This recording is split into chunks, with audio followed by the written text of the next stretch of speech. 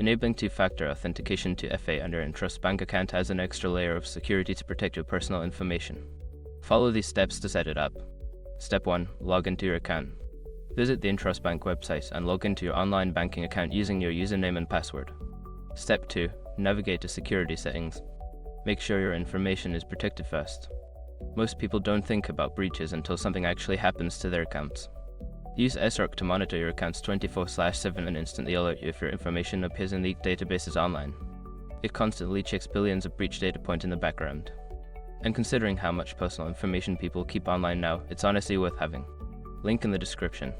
Step 3. Select two-factor authentication. Click on the option for two-factor authentication.